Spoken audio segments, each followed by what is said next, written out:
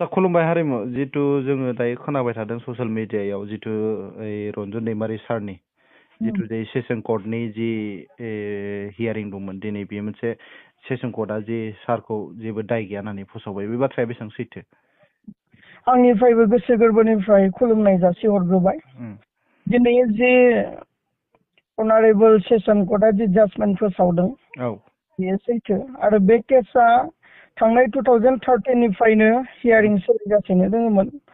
जोंनि एडभकेट मानगोनां मानास सरनिया बिथांनि नाजानायावनो खारथाय होबोदोंमोन आरो दिनैनि तारिखआवहा अनारेबल सेसन कर्टआ मोनसे जाजमेन्टखौ फोसावबाय आरो बे जाजमेन्टआव जोङो गोबां खुसि जे रन्जन दैमारि सारखौ दाय गैया होननानै फोसावनायाव जोङो खुसि। दा बेनि नेक्स्ट स्टेपआ मा जागोन दायो जिहेतु सारा दायो फैनायनि उदां अख्राङाव फैनायनि लामायाव दं नामा?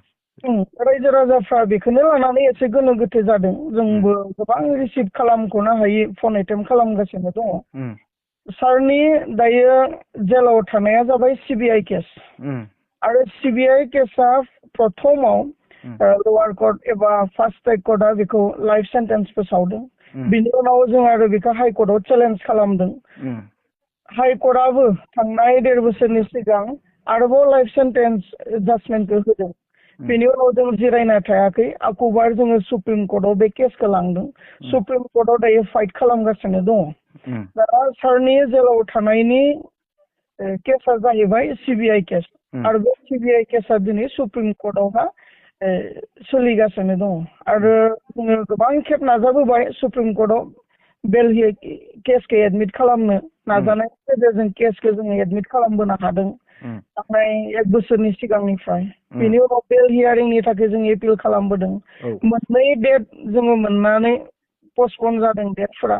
बेनि उनाव फैयै फैयै थांनाय 8 मार्चनि सिगां मोनसे डेट फोसावबाय जे नभेम्बरनि 20 तारिखआव रन्जन दैमारि सारनि बेल हियारिंखौ लानाय जागोन। नाथाय गोनांथाव बाथ्रा अनारेबल सुप्रिम कर्टनि चिफ जाज धनन्जय योसन बिथाङा थांनाय 11 तारिखआव सोलाय सोल' जाबाय एबा गोदान चिफ जाजखौ लाबोबाय सन्जीब खान्ना होननाय बिथांखौ सुप्रिम कर्टनि चिफ जाजाव थिसननानै लाबोबाय।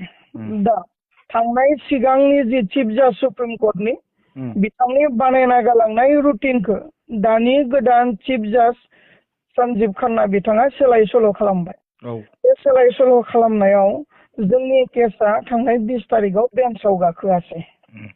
बेल हियारिं जानो गोनाङा बेन्चआव गाखोआसै। दा गाखोआसैबा माब्ला गाखोगोन बिनि दिन तारिखखौ जों दिनैसिम मोननो हायाखै। जों जुजिगासिनो दङ। आसा खालामदों थाबैनो जोङो बेल हियारिंखौ सुप्रिम कर्टआव मोनगोन आरो बिनि फिथाइयाबो गोदै जागोनखौ जोङो फोथायनाय लाखिदों। आसा जितु दिनैनि जितु सेसन कर्टआ फोसावनाय जितु रन्जन दैमारिनि जितु सायाव जि फोसावनाय बे फोसावनायखौ लानानै दिनै खोब बर' माहारिनि गेजेरावनो मोनसे गोजोननाय फैदों बे बिथिङाव मा बुंगोन नोंथाङा? नंगौ बे गोजोनथाव आरो बे मोनसे बेबायदि केसआ दङमोन गोबां जेरै दादानि दङमोन बेबो जोबलांबाय बेयाव दाय गैया होननानै फोसावबाय बेबायदिनो फैयै फैयै मोनथाम केस जोबलांबाय नै आरो दायो सेसन कर्टआबो दाय गैया होननानै फोसावबाय। बेयाव खुसि आरो साफ्रोम बर' रायजो राजाफ्रा बेखौनो आसा आरो मिजिं लाखिदों जे रन्जन दैमारि सारजों लोगोसे जेसेबांखिनि जोबथेसालियाव दङ बिथांमोना थाबैनो उदां अख्राङाव फैनायखौ आसा आरो मिजिं लानानै दङ आरो बे रायजो राजानि आसा आरो मिजिङा थाबैनो जाफुंगोन जोंहा मोनसे फोथायनाय दङ। सार नेक्स्ट स्टेपआ मा जागोन जितु नोंथांमोननि बे एक्स एन्ड वेलफेयार माबानिफ्राय रन्जन दैमारि सारनि सायाव? नेक्स्ट स्टेप बे सुप्रिम कर्टआनो जोंनि मोनसे स्टेप दायो सोलिगासिनो दङ। बिनि जाजमेन्टआ फैनायनि सिगां आरो नेक्स्ट स्टेप बेबायदिहै जोङो सानथ'वाखै। जानांगौ जोङो सुप्रिम कर्टनिफ्रायनो मोजां फिथाइखौ मोनगोन मोजां जाजखौ मोनगोन आरो उदां अख्राङाव फैनो हागोन बेखौ जोङो आखा आरो मिजिं लानानै दिनैसिम नेगासिनो दङ। आसा गोजोननाय थाबाय हारिमु नोंथां जितु नोंथाङा दिनैनि जि फोसावनाय सेसन कर्टआ फोसावनाय बिनि सायाव नोंथाङा खोब गुवारै बुंफोरना होबाय बेखौ जोंनि चेनेलनिफ्राय जानानै रोजा रोजा साबायखर थाबाय।